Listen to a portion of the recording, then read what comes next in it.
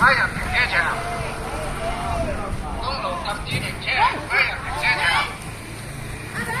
公路禁止停车，海洋平铁桥，公路禁止停车，海洋平铁桥，公路禁止停车，海洋平铁桥，公路禁止停车，海洋平铁桥，公路禁止停车，海洋平铁桥。广岛，我几点啊？哦，我5点这里集合。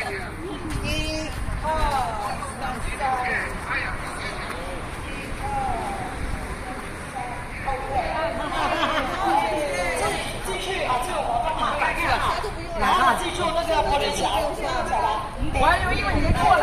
你两个人这里就是啊，玩40多回去。怎么？咱们视频那个咱们我很想说，猜对我自己都比较要求。帅哥，你这个拍摄杆收短一点，不能拉那么长啊。好。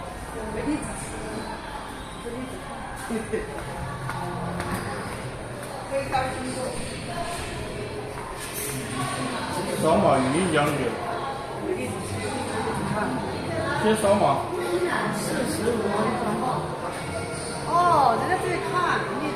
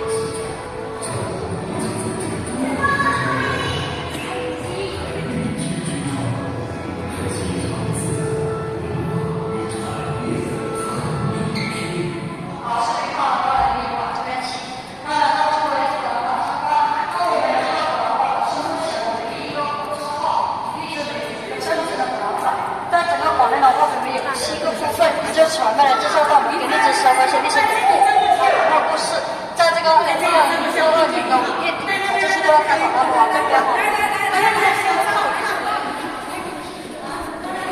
好了，下一步到我们的第一部分历史，了解下列几个小故事。那么荔枝相信大家都有品尝过，它是作为它是水果。那么自古以来呢，是受到人的喜爱。那么荔枝它最早是在哪里开始起的？那么大家可以看一下这里。在2021年的时候呢，我们有个荔枝科学家，他是通过了基因密码这个技术，用一个中西两个独立生物学家的讲说，他证实到了中国云南云南就是最早成立这个地方。云南是的，是在云南开始起源的。云南哪里发现的最早的？对，一个前中心，然后独立生物学家说证实了云南是世界一级的前中心。就是在我们今天云南跟贵州做一个交界处。这个地方叫。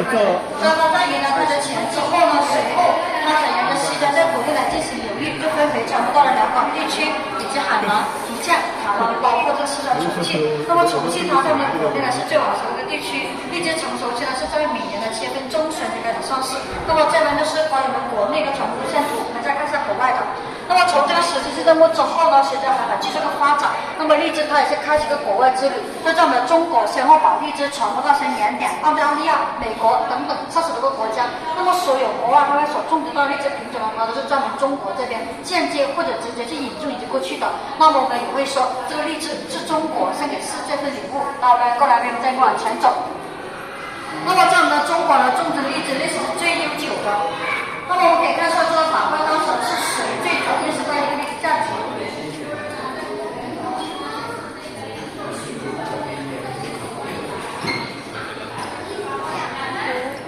华阳子，不好书。那就是我们各位在上市的一个基调。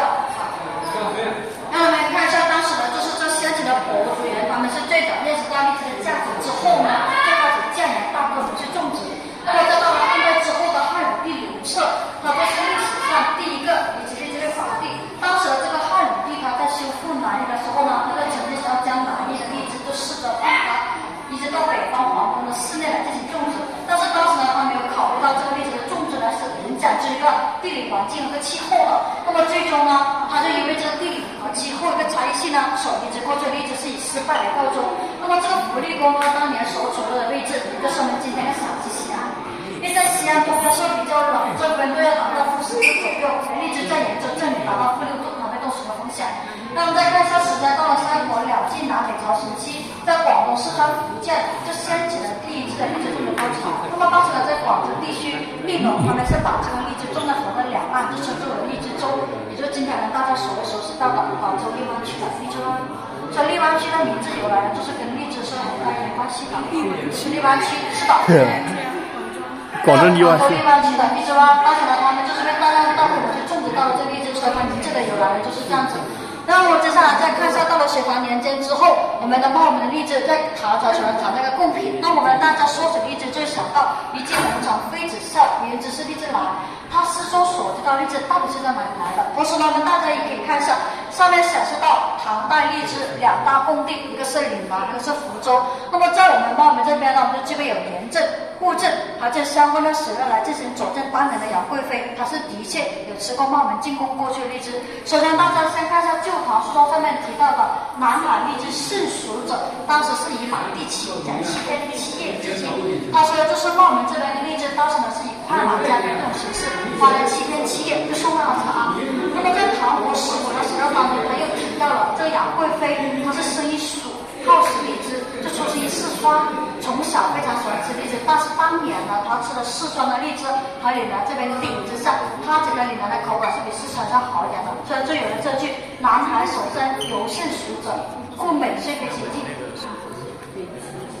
所以呢，这种荔枝就开始也从茂名这边就给它进贡。那么到底当年是谁把这个茂名的荔枝给它引进过去的？我们再看一下岭南荔枝纸上面提到的，一是店前高力士，就叫风味念家乡。高力士他就是茂名高州人，他原名呢是叫做冯元一，他是陕西人的第2代子孙。当年就是因为他回到这边釜山岭上方圆100里的范围内，就来进行选取荔枝来进贡。荔枝咖啡。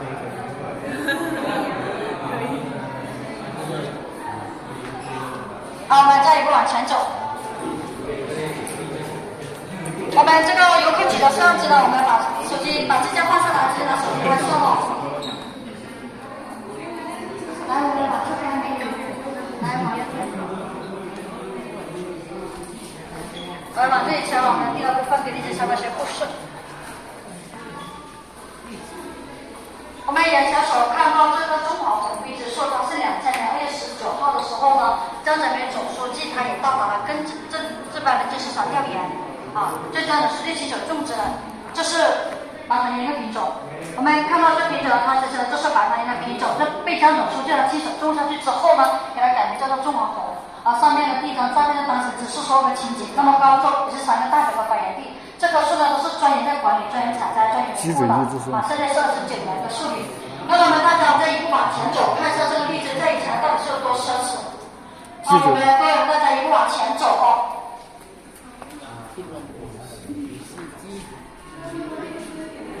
我们可以看一下以前的皇太后，你看到这个是主要吃到2个荔枝，然后其他些皇后、妃子、贵人也是1个人就1颗但今天呢，我们大家都是比这个皇后的待遇要好的，至少呢我们能够去实现一个荔枝的自由，而且还可以吃不同的荔枝品种。那么我们再看一下这边这个荔枝拍卖。当时呢，在2002年的时候呢，增城挂历它就是1颗荔枝就拍卖了55.5万元，是最贵的1颗荔枝。然后这两张照片是在我们根植百条公园，那么每1年我们竞拍数个荔枝采摘权。这比这个8版的能力王在2022年就拍卖了188万元，这是2023年6版的千手观音就拍卖了218万元。对，这是它1年的一个产量采摘权。那么今年呢，我们也是对千手观音进行拍卖，就拍卖了168万元，就今年拍卖到一个金额。大概是可以采摘到有500斤左右的一个果汁就是我们拍卖的金额呢，其实都是带有慈善性质的，这些款项都是用于3军进心，还有果树保护等些建设。我们再一步往前走，看一下我们第3部分荔枝。那么在我们旁边这就显夫爷高力士呢，就是他的第2代子孙在旁边这那我们再一块往前走。再来就是我们的第3部分荔枝，然后像这个板块所展示到的是我们各地地区会举办跟荔枝相关性节庆活动。那么每年的5月20号国爱荔当天，我们茂名这边就举办个荔枝文化节啊，也会有一些荔枝小姐啊、荔枝形象大使等一些相关活动。是的，对的啊，荔枝小姐、荔枝形象大使等一些相关活动。那这个都是广西的。哇塞，累积了。我们再看这边。我们现在传承的是有将近300多种，那么在我们正前方这边是展示98种，这来自于中国几百种，这只是主要的。以白糖衣、灰之色、桂味、白蜡还有黑叶为主，然后大家也是品尝的最常见、最熟悉的。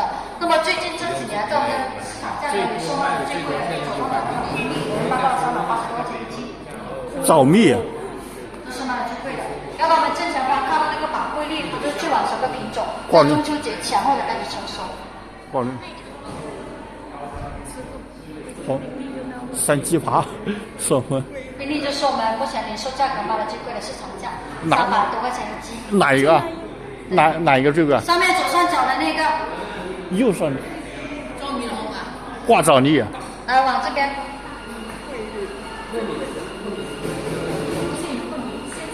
然后这个脊梁喜呢，这是最大的荔枝品种，我们俗称荔枝王。哪个？它主产地呢是在海南省，它一颗荔枝重量呢是50克到80克啊。哪一个？脊梁喜。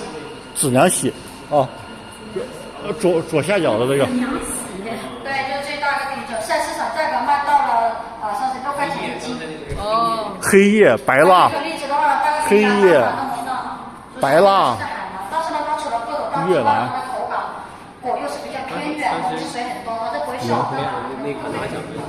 一山红。然后有这个黑叶呢，就产的最多高好，大部分它现在都是拿来做现在都是原料。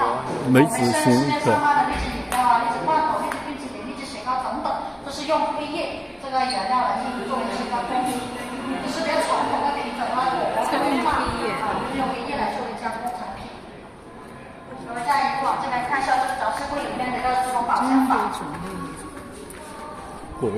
刚才在前面提到这杨贵妃，她也吃过我们茂名进贡过去的荔枝。那么在古代呢，就是采用这个竹筒保鲜法，就用这个方式来进行保鲜的。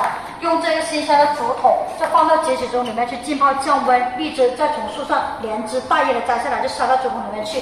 那么上一年底热播那个《长安的荔枝》那个电影或者电视剧，不知道大家有没有看过？那么里面呢是有讲述到了这个竹筒保鲜法的。我们这边一个合作社的社长也是配合央视做过试验，我们按照他这种人员来进行操作，把荔枝放到竹筒里面去7天，再拿出来，那颜色口感都是没有变的。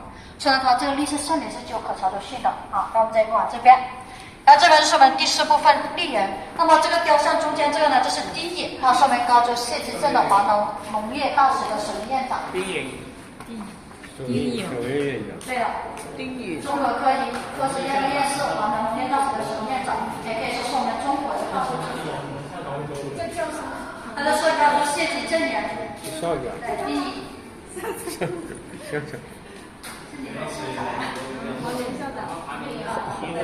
的，他这是华农业大使的首席院长。是哪个左中右是哪一位？中间的。对，中间那个就是丁隐嘛。是1比1的吗？华南那些的地址都是比较有点矮吧，是1比1。那么再一步往前面走哦。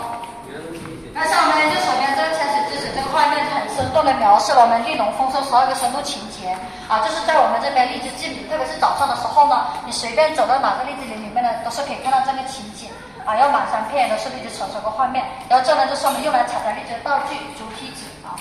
那我们再往这边。然后这边就是我们第5部分跟荔枝产业相关去发展。那么在改革开放之前呢，我们的种植面积是只有60万亩的，但是今天呢，我们中国的种植面积是有800万亩。那么在我们的茂名的种植面积呢，也142万亩，它的面积和产量就占到了世界的1/5，中国的1/4，广东1/2。所以全球每5颗荔枝，它就有1颗来自茂名。那么在计划经济发展的那时候呢，我们可以看到这里有一份1973年那个年代的荔枝收购价格表。那么当时贵位的一斤都卖到了14块钱，那个真的是。就1973年那个年代，因为那时候呢，就是一担大概就是80斤左右啊，它就可以卖到10块钱。这折回那个年代来说，也是需要2毛多，也是比较贵的。所以荔枝呢，在以前是很奢侈的水果的。文革的是73年的。是的。以前荔枝是贵族。对，你看呢，这里黄色货它最多就只能够吃到2颗。那今天我们大家都能够去实现一个荔枝的自由，而且呢，我们成不同的荔枝品种。那么今天呢，我们是进入到自然提升的阶段，自动化管理我们的条件。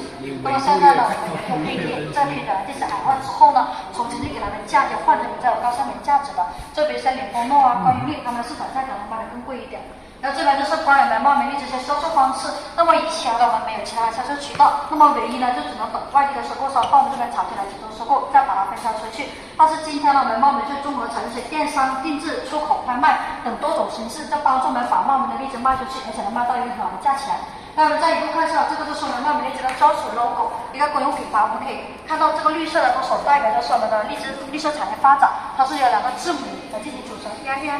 那么这烟烟它所代表的是什么意思呢？就是我们茂名城市的首字缩写，莫傲茂，莫为名。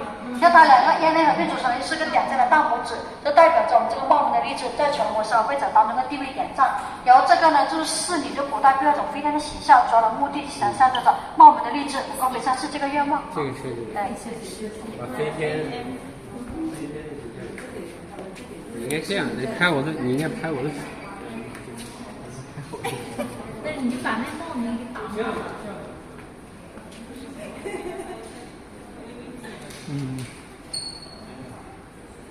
然后这呢，就是我们引进了一个加工，花了这个1小时。它在高中有个产业园。高中产业。就是它会跟我们这个百合厂区来进行采购那个黑叶这个荔枝鲜果，就拿回去做我们它那个深加工的原料。所以这加工有荔枝燕窝啊、荔枝花椒、荔枝米酿等等，就提高了我们荔枝厂的一些附加值。就以前的话呢，我们是只有鲜果啊，但现在呢，我们都是1年4季都能够感受到意大利这上海非常乐趣。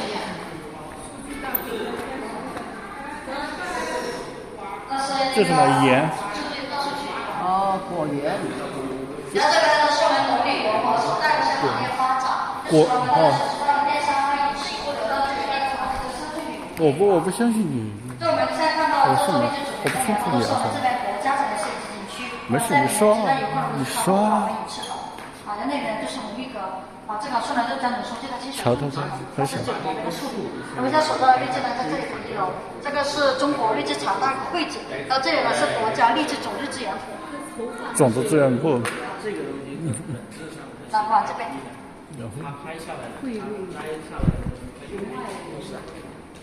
从化的李博园，然后这边。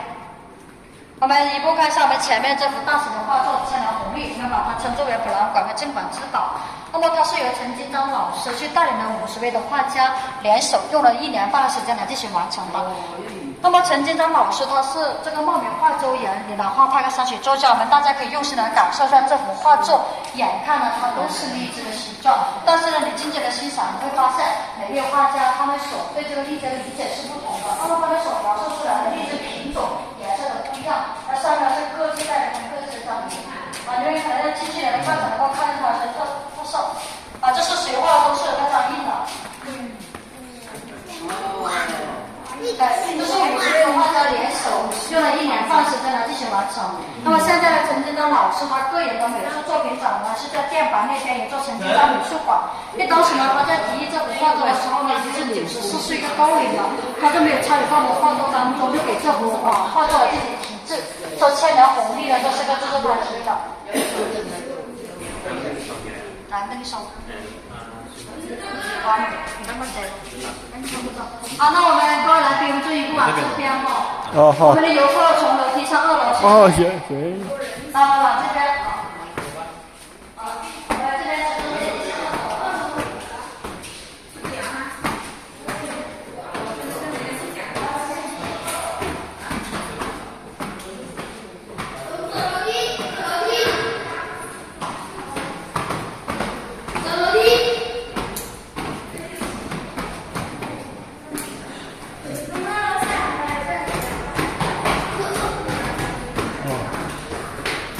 老爷子，今天是他们馆有人接待，我们算是，我们算是就是蹭到了。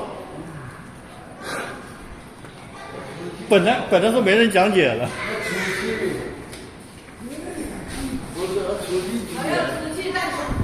二楼啊，等一下他们，等一下他们。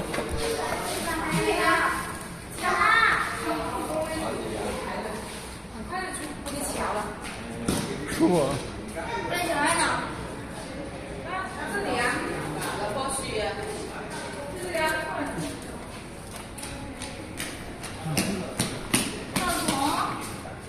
这俩好拿。